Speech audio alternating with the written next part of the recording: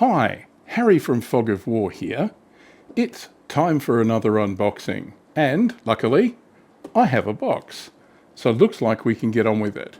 This is going to be a Late War Leviathans unboxing. I ordered this and it arrived in early December, but Christmas and all sorts of things happened, and now it's time for an unboxing in 2025. So join me and we'll see what's in the box.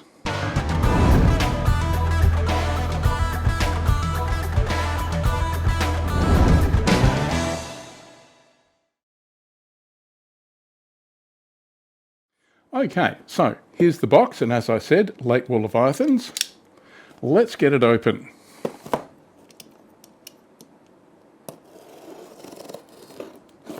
Bit of the old knife action here.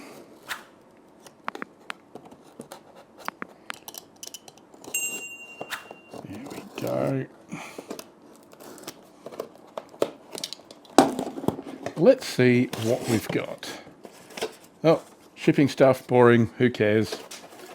Packaging stuff, the same. More packaging stuff, more of the same. Oh look, here we start to get some stuff. What have we got? Okay, this first one is in unusual packaging. BR160, this looks like the Hornet anti-tank guided weapons system. So if you're not sure what the Hornet is, this is FV1620, I believe.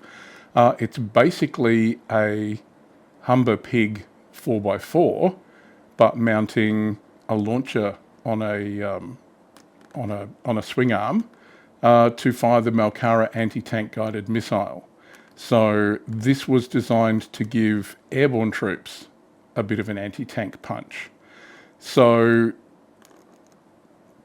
the Humber Hornet was just a 4x4 utility vehicle, and what they did was mounted the launcher on an extendable arm, and there's two reloads inside here as well. So you've got two missiles on the racks, two more stowed in the back of the vehicle. So this is one of the British 1940s, 1950s vehicles that's part of Late War Leviathans. I've really been hanging out to have a look at this. So if you'd like to see that reviewed, maybe you should let me know and we'll see what we can do about that. Okay, this one is BR370, the Saracen Armoured Personnel Carrier ×2. So in here, this is a resin and metal kit of a wheeled armoured personnel carrier, again from the late 40s, early 50s for Britain. So this is Britain's very first specifically produced armoured personnel carrier, meant to move troops around, only armoured against shell splinters and small arms, so not very heavily armoured, but it does actually have a turret with a .30 caliber machine gun on top. So as well as the troops inside and delivering those, there's a certain amount of fire support that you can get out of these. Again, this is Late War Leviathans, and I'm guessing it will also maybe feature in Checkpoint Charlie, should Checkpoint Charlie ever actually happen. Yeah, so, I mean, I have actually seen these in service. I remember these were still being used in Australia. I've seen them at firepower displays. I've even seen them when they were being phased out of service, being rolled down embankments on the quad and being recovered and put back up on their wheels and driven away. So yeah, we did weird things with them. So Australia had them too. What's this? Oh, BR591, the 120mm BAT Recoilless Rifle. Again, something wonderful from the 1950s for the British. The Battalion Anti-Tank Recoilless Rifle was meant to be a reasonably lightweight, towable, not quite man-portable. It was a bit heavy for that. Hollow charge anti-tank rifle for infantry use. So you can see this is some resin gunners and what looks like some metal parts in there to make up the guns themselves.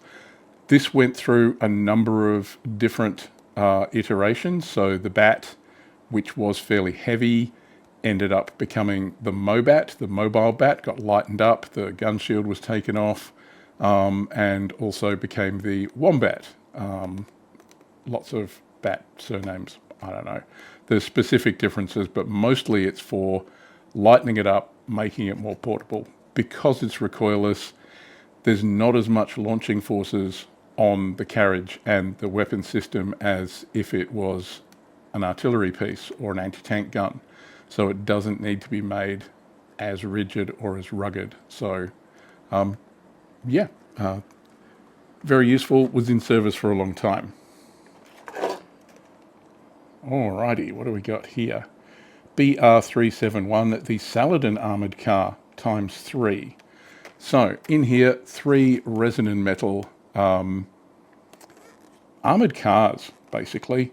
So the similar chassis to the Saracen, so the drivetrain and the chassis have commonality between these two. This, however, is the British idea, and Britain loved their armoured cars for reconnaissance and that sort of work. So these were the eyes and ears. So it has a turret, which mounts a 76mm gun, I believe, the same 76mm gun that was later on the Scorpion. And yeah, wheels 6x6. Oh yeah, I can see the wheels in there. So looks like rather than individual wheels, the wheels are a rack of 3, so that should make them easy to glue onto this. So again, some lovely late war Leviathans, British goodness there. So I'm just looking at the resin here. That looks fine. Yep. So while I prefer plastic to resin and metal, in the sort of numbers that these are going to do, Battlefront have no choice. There's not a market for this in plastic. It just wouldn't sell enough to justify their costs in tooling a mold for this. So yeah, I'm happy to have it in the game at all. So that's all the unboxing there was. So thanks for joining me in 2025. I hope you found those at least mildly interesting. I know a lot of the late war Leviathans doesn't excite people as much as the World War II, so or even the Team Yankee stuff. So I know it's what if, I know certainly I can see from the view figures there are people who like late war Leviathans, but there are a bunch of people in the game who have a much more historical interest in how that works. And that's fine, there's nothing wrong with that. So anyway, just a little bit on that. I have a poll at the moment. I'm trying to figure out what I want to do in 2025. I have a very big pile of shame, some of which you should be able to see behind me there, of things that need reviewing, stuff that I've bought, fully intending to review that I've never gotten around to. They're now older items. Do you guys still want to see it? So I've got the poll on my YouTube channel. If you want to go and vote on that, I'll put the address in the description below. At the moment, it only shows the T29, the IS-7, and the Sexton SP or Ram tank as a review. They were just things that people have recently asked me for that I put on to start the poll off.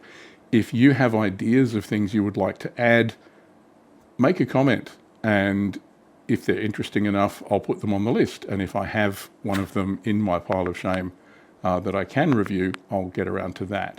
So have a bit of a look at that. But thank you. I hope you enjoyed this particular unboxing. I will get around to reviewing all of those at some point. So you'll get to see inside the box and see how they build up. Thanks for watching. See you next time.